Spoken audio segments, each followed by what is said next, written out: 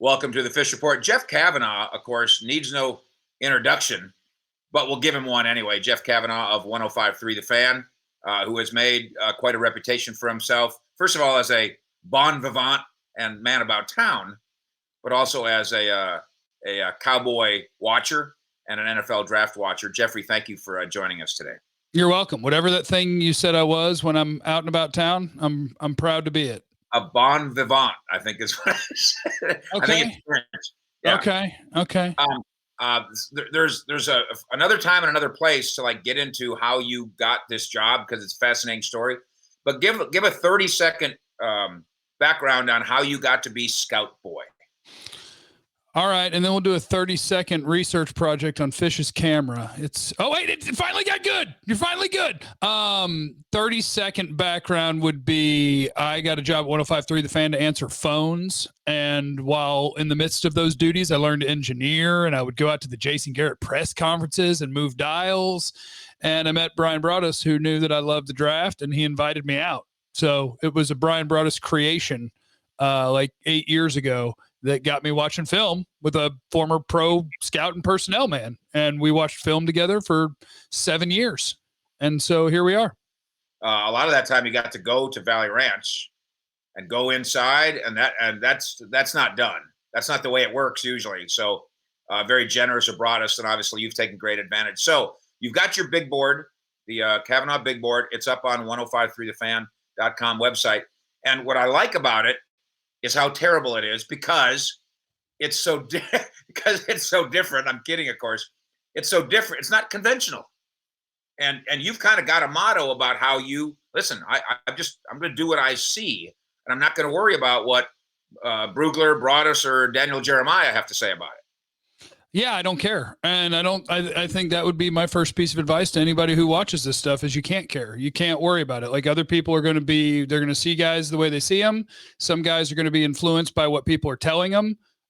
Just watch what you watch and put them where you think they go. That's because I didn't always do it that way. I used to be like, man, so many other people think that this guy's better than that. And so I'd move him up a little bit and cheat a little bit. And when the guy sucks, you're like, oh, I knew that. But I let other people talk me into it. So now it's just like everything else in the world. You got to live your truth. Does it help that you played a little bit? I guess. I mean, I think anybody who did play something is going to assume like, yeah, that's your base level of knowledge. That's your starting point. But I don't think that means that anybody who didn't play can't learn. Yeah. I think anybody can learn a sport. And I think anybody can learn to scout because anybody can watch a guy trying to do his job and just ask yourself, why did he do such a good job? Or why didn't he do a good job? Why can't he get open? Why can't he get open? And you just start writing those things down and you're figuring it out. Jeff CAVANAUGH with us here on the Fish Report. How Cowboy-centric is your board? Not at all? Not at all. Okay, because obviously, and I make this argument all the time, Will McClay, who builds the Cowboys board, it needs to be the Cowboys board. And so, for instance, like you have Slater really high, right? You have Pitts really high. And like I think Pitts and Sewell might be the two best players in the draft. So if you tell me if you agree with this, if you're a team and you don't think that way, then don't put them up there. I mean, if you're not going to take them, if you wouldn't take them, don't put them up there. Yeah, I totally agree. And the Cowboys do build their board in a way, at least in one way that I totally disagree with, and I have no idea why they do it. They rank the guys based on how good they are at football. Like Jalen Smith was on their board as a top 10 guy. And then in the second round, they got on the clock at 34. And Will McClay said, we do it like that so they stand out like a blinking light. Well, they'll stand out like a blinking light if they're at the top of where you'd actually pick them. You don't have to look up and then try to guess and ballpark, hey, where should we actually have him? Like you get on the clock at 34, you should have said, hey, he's got this with the knee. Where would we actually pick him? And then you put him in order there, and then he's where he's supposed to be. I don't understand why you wouldn't rank guys that way, but they don't.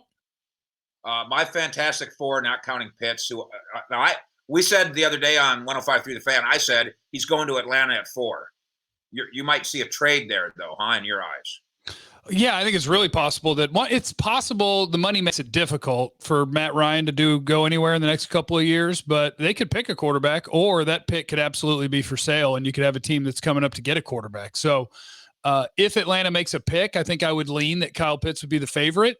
but I don't know that they make a pick. I think that they could probably get a haul and just move out of there, let somebody come get a quarterback, and see how many pieces you can add. So my Fantastic Four, not counting Pitts, that is seemingly realistic for the Cowboys at 10, is in order: Sewell, then Slater and Surtain kind of tied, and then Horn. You don't think I'm right? You think I've got my group wrong? I mean, I like the names. I like Slater a little bit more than Sewell, and it's not a ding on Sewell. I think that's how much I like Rashawn Slater. I think both of those guys are incredible players, and I like Horn better than Surtain. And again, it's because of how much I like JC Horn. I think all those guys are worthy of the pick. I just actually like Rashawn Slater, the athlete that he is, the fundamentally sound guy that he is. I mean, Sewell is as a 19-year-old who's a freak show on the field, but I don't think he's as technically good as Slater, and I don't think he's the same athlete Slater is. But he's a big, strong, athletic dude that could be really, really good. I'm a big Slater fan. Give me your Cowboy first and second round dream scenario. Everything goes just right for Jeffrey / McClay. Well, if everything goes just right, it means I get Kyle Pitts. And if I get Kyle Pitts, 44 has to be defense. And your dream would be that a corner falls. So I guess your dream would be that enough teams are scared of Caleb Farley, you could get him at 44, huh? How about that for a dream? That's pretty dreamy. That's dreamy. Plug away how we find more Jeff Cavanaugh, please. Oh, well, 105.3 The Fan, of course, 2 to 7 every day. If you are not in the listening area of the home of the Cowboys, you download that Odyssey app. You can rewind and find whatever segment you want to. And if you just can't get enough, feel free to check out youtube.com/Jeff Cavanaugh. You can find me there as well. Jeffrey, of course, you are one of my favorite illegitimate nephews, and I'm so proud of having raised you into the man you are today.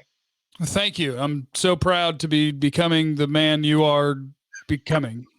Also, Twitter. Go get Jeff Cavanaugh on Twitter at JC105. Wow. JC1053, please.